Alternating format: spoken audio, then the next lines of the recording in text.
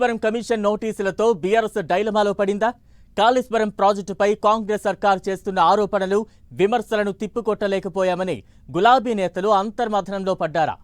ఆసియాలోనే అతిపెద్ద ప్రాజెక్టుగా రికార్డులకెక్కిన కాళేశ్వరం ప్రాజెక్టుపై వాస్తవాలను ప్రజల్లోకి సరిగ్గా తీసుకువెళ్లలేకపోయామని నేతలు మదన పడిపోతున్నారా? అంటే అవుననే సమాధానం గులాబీ వర్గాల నుంచి వస్తోందట. కాళేశ్వరం ప్రాజెక్టుపై కమిషన్ నోటీసులతో గులాబీ పార్టీకి డ్యామేజ్ జరిగిందా అన్న అనుమానం పార్టీ అగ్రనేతలను వెంటాడుతోందన్న చర్చ గులాబీ వర్గాల్లో వినిపిస్తోందట.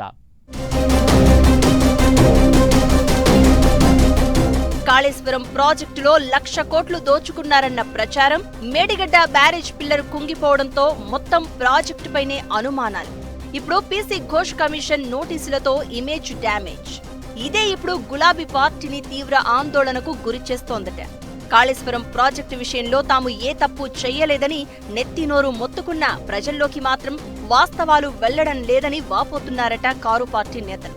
తమ ప్రభుత్వ హయాంలో ఎంతో ప్రతిష్టాత్మకంగా నిర్మించిన కాళేశ్వరం ప్రాజెక్టులో మేడిగడ్డ ఒక భాగమని, అందులో ఒక పిల్లర్ మాత్రమే కుంగిపోయిందన్న విషయాన్ని తెలంగాణ ప్రజలకు విడమర్చి చెప్పడంలో ఫెయిల్ అయ్యామనే భావనలో ఉన్నారట గులాబీ నేతలు.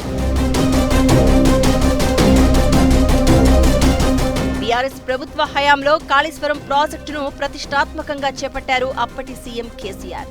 ఆసియాలోనే అతిపెద్ద లిఫ్ట్ ఇరిగేషన్ ప్రాజెక్టుగా నిర్మించిన కాళేశ్వరం తమ సర్కారు సాధించిన విజయంగా భావించింది బీఆర్ఎస్.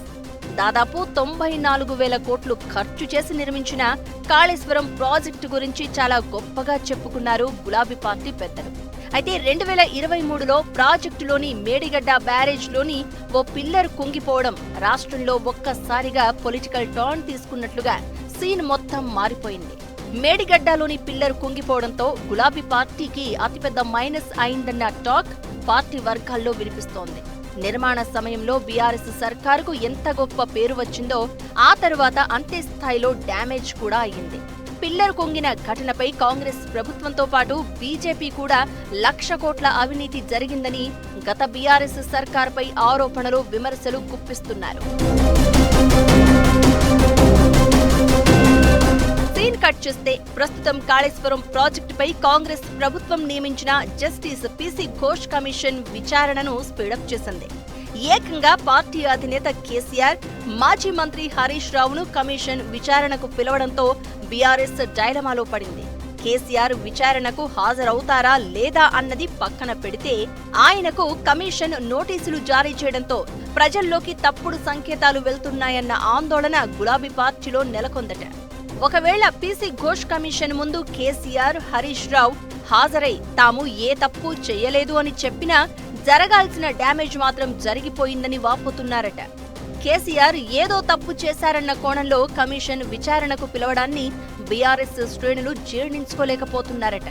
మొత్తం కాళేశ్వరం ప్రాజెక్టులో మేడిగడ్డ ఒక భాగం మాత్రమే అని, అది కాక బ్యారేజీలో ఒక పిల్లర్ మాత్రమే కుంగిపోయిందని, మహా అయితే ఓ 50 నుంచి 100 కోట్ల రూపాయలతో దాన్ని రిపేర్ చేయవచ్చని హరీష్ రావు ఎంత చెప్పినా జనంలోకి మాత్రం ఈ విషయం సరిగ్గా చేరలేదు అన్న చర్చ పార్టీలో జరుగుతోంది.